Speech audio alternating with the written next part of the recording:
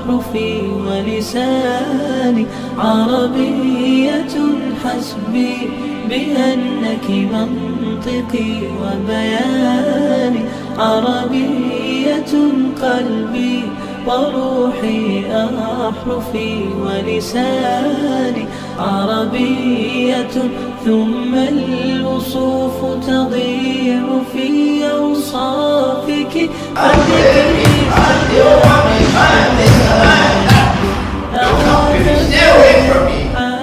Bilal, said the Prophet,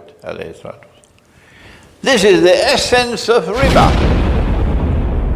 Bismillahir Rahmanir Rahim. We begin with Allah's blessed name. We praise Him and we glorify Him as He ought to be praised and glorified. And we pray for peace and for blessings on all His noble messengers, and in particular on the last of them all, the blessed Prophet Muhammad sallallahu alayhi wa sallam. Assalamu alaikum wa rahmatullahi wa barakatuh. I welcome you all to this seminar on the subject of Riba, which is translated in English, a very curious word. I don't know where it came from, usury. So we begin today's session with Allah's blessed name. First of all, defining what is usury. First of all from the Quran, and then from the word of the Prophet Muhammad, Allah's blessing be upon him. But then we go back in time to that which came before Muhammad, Allah's blessing be upon him, on the subject of usury. Usury, for example, with the time of Moses, Nabi Musa alayhi salam. Usury in the time of Jesus, Nabi Isa alayhi salam, and so on, to prepare the way for the time of the Prophet Muhammad, Allah's blessing be upon him. And then we will look at the importance, how important is the subject. And you'll be surprised to know how important it is. And then locate the subject in Akhirul Zaman, or the end time. And of course the end time is that time when a shadow will come upon the world. And you cannot have a shadow without a man himself. So if you see the shadow, you know he's there. A shadow cannot exist independently. So we cannot see him when we see the shadow. And the Quran refers to a shadow which will come upon the world. And the shadow will have 3 stages, at the end of which he will then appear himself. You know what I'm talking about. The one who wants to impersonate the Messiah. And he's known as the Antichrist. We know him as Dajjal, the false Messiah. And he wants to rule the world. Because the Messiah, when he comes back, will do precisely that. He'll rule the world from Jerusalem. So he wants to rule the world and then claim that I am the Messiah. And when he does that and they accept him as the Messiah, mission accomplished. The most formidable weapon that he has in Akhirul Zaman, or the end time, to accomplish his mission of ruling the world from Jerusalem is Riba. So let us now begin with Allah's blessed name to seek to define what is Riba from the Quran, usury.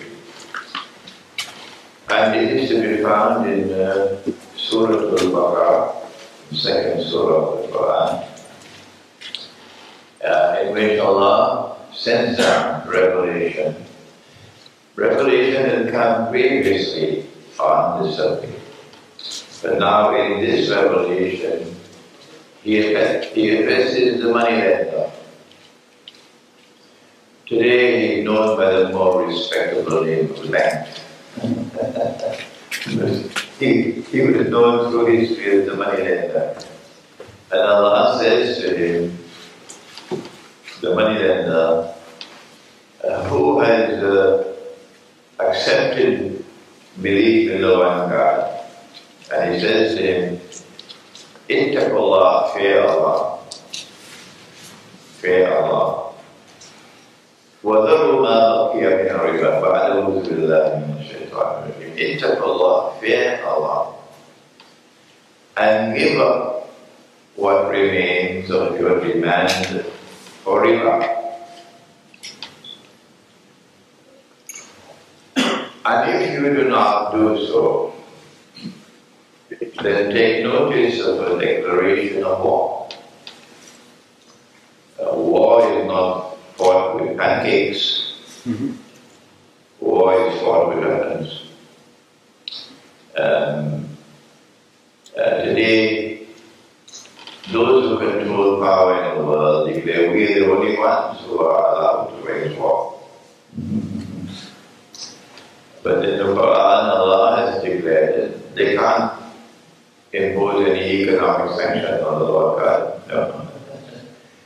He has said, take notice of a declaration of war from Allah and from His Messenger in order to eliminate or eradicate this business of money lending on interest, indicating that those who worship the one God have a religious obligation.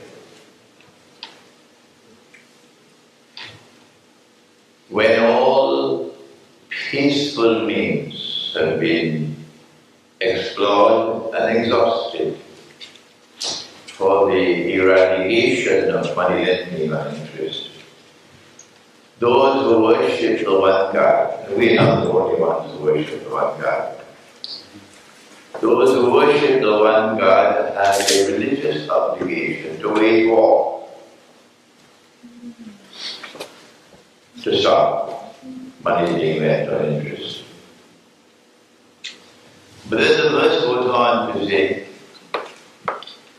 that if you give up your demand for the riba or the interest, then you are entitled to the return of the principal sum.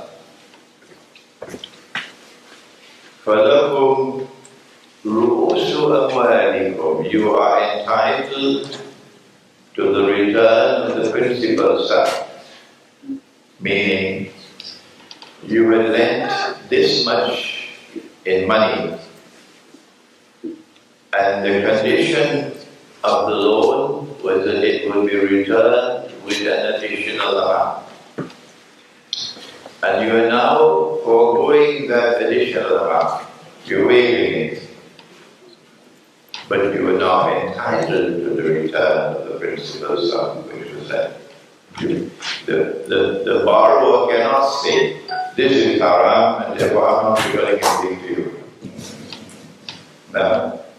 So now we have from this revelation of the Quran, which is in Surah Al-Baqarah, and it is verses 279, 280, 281, we have a definition of riba from the Quran, and that is money being lent on interest. I don't think anyone differs with that definition. We can now proceed to riba in the Sunnah of Prophet Muhammad. And he said, if you meet a man coming to the market to sell his goods, and you buy his goods from him before he enters into the market, so he does not know what is the market price. He does not know. He's bringing a truckload of mangoes. He does not know what is the market price for mangoes in the market, for wholesale price. And you buy his mangoes from him before he enters the market. The price for mangoes in the market would be, say, 50 cents a kilo. If you buy it, you're selling wholesale. And you offer him 40 cents. And you bought his entire truckload of mangoes at 40 cents. When he enters the market after having sold the mangoes to you at 40 cents, then he learns that the market price is 50 cents. You exploited his ignorance of the market price to buy from him at a price that was unjust. This is Riba. The Americans have coined a very nice phrase for it. They call it a rip-off. Any transaction, therefore, which is based on deception, through which you realize a profit, a gain, an advantage, to which you are not justly entitled, would be Riba. Shall we repeat? Any transaction which is based on deception,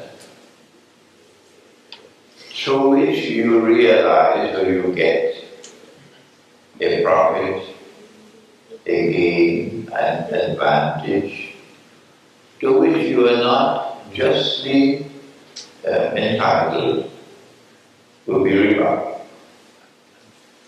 But if you say the same thing, if you say any rip-off, any rip-off is a Riba. And later today you will be introduced to the greatest rip-off that has ever occurred since Adam alayhi salam came on earth. And that rip-off has come from this civilization, modern Western civilization. And later today you will be introduced to money lending on interest, which has taken over the whole world to a banking system, which has come again from precisely this civilization, modern Western civilization. The Prophet, Allah's blessings be upon him, warned, and we will cover this later, that even though the Lord God has ordered war for the eradication of Riba, yet the time will come, he said, when you will not be able to find a single person in all of mankind who will not be consuming Riba. Only a true prophet of the Lord God can make such a prophecy. From the desert of Arabia, he never went to school. We didn't have a university education. Never studied monetary economics. He couldn't even read and write. Never traveled out of Arabia. No, except for a trip to Damascus. So, only a prophet of the Lord God could have prophesied 1400 years ago that the time will come when you will not be able to find a single person in all of mankind who will not be consuming Riba. And whosoever claims that he is not consuming riba, verily the dust of riba will be upon him. Verily the vapor of riba will reach him. Such a tremendously dangerous subject, such a tremendously important subject. And so it is a matter of quite great dismay for us that our Christian brothers should have forgotten the subject. The Christian world has largely forgotten the subject. The Jewish world still remembers it. But the Christian world has largely forgotten the subject.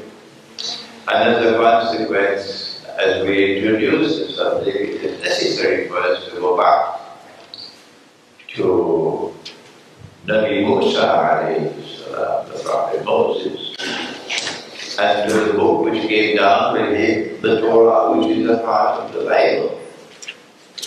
And when we do that, look at what we find.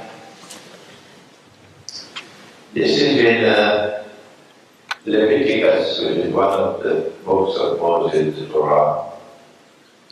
And if your brother becomes poor and cannot maintain himself with you, you shall support him as though you were a stranger or a sojourner, someone who is traveling. And he shall live with you, same hospitality that you offer to the traveler. Do not take interest from him, O Prophet, but fear your God, that your brother may live beside you. You shall not lend him your money on interest, nor give him your food for profit. Number one, this verse of the Torah clearly depicts money lending on interest to be something prohibited only with the poor. So if someone is not poor, it's okay, you can lend on interest to him. This appears to be a rewriting of the word of God. Secondly, it equates money lending with profit as well, indicating that money lending on interest is business, legitimate business. So it does two very curious things here, two very curious things. This is very skillfully written to prohibit money being lent on interest to the poor, and hence you open the way for money to be lent to others. In the book of Exodus, again we have another passage dealing with this subject. And if you lend money to some poor neighbor among my people, do not drive him hard as the extortionist, nor do you burden him with interest. Again, what this passage does is to prohibit money being lent on interest to the poor. One more revelation in the Torah, Deuteronomy, that was Exodus, this one is Deuteronomy. Do not charge interest to your brother when you lend him money or commodities of food. When commodities of food are used as money, when commodities of food are used as money, do not charge interest or anything else that may earn interest. You can charge interest when you make loans to those who are no creed, aliens, strangers, foreigners. But aliens and strangers and foreigners are simply another way of talking about those who are not Jews, not Israelites. We are a separate people from the rest of mankind. We are a separate people from all the rest of mankind. We are the chosen people of the Lord God. We are born different from the rest of mankind. We are born superior to the rest of mankind. And so the verse is referring to that rest of mankind who do not belong to this community of the chosen people. You can lend to them on interest, but don't lend to your own people. Here are three passages from the Torah on the subject of Riba, which are curious passages.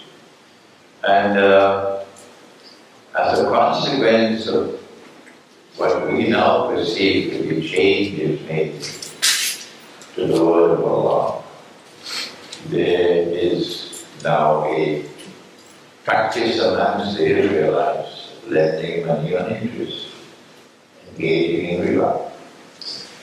And what happened next was remarkable, that Allah then sent one more to them. When the Messiah came, the Son of Mary,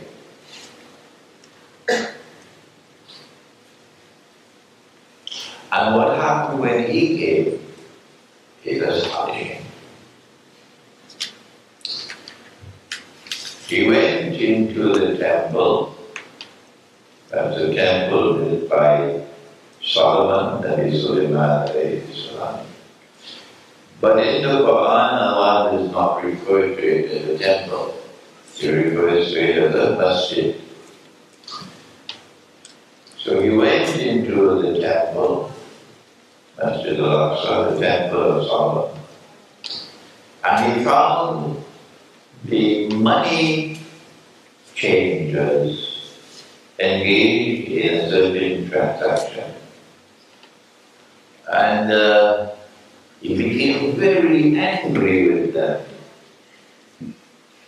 He cursed them, not obscene language, or cursing in a different way. He cursed them. He turned over their tables and he chased them out of the temple. And he said, "You have taken the house of God and transformed it into a den of thieves." So what were they doing? You know my famous event in my life. I was engaged in a interfaith dialogue at the University of the United States, True University of New Jersey. And there was a galaxy of rabbis. And to be a rabbi, you have to be a well-educated man. You have to have a good education for a rabbi. And there's a galaxy of rabbis out there, a galaxy of Christian ministers out there, and just call one Imran, the older part of the sun. And I made the mistake of saying, I think they were lending money on interest, and that's why Jesus got so angry with them. Oh, the rabbis then jumped on me, and the ministers all jumped on me. They had a good time. No, Imran, no, you made a mistake. And then they proceeded to explain to me, both the rabbis and the ministers, what actually happened. And thank Allah that they did that. So today I can teach something I did not know. The Roman government minted coins with a graven image of the emperor on it. And And the law which came down to Moses prohibited graven images. So it was haram, prohibited to use that money. But when people went to the temple, they had to pay for certain services. You had to pay a temple. Among the services for which you had to pay is if you want to have an animal sacrifice.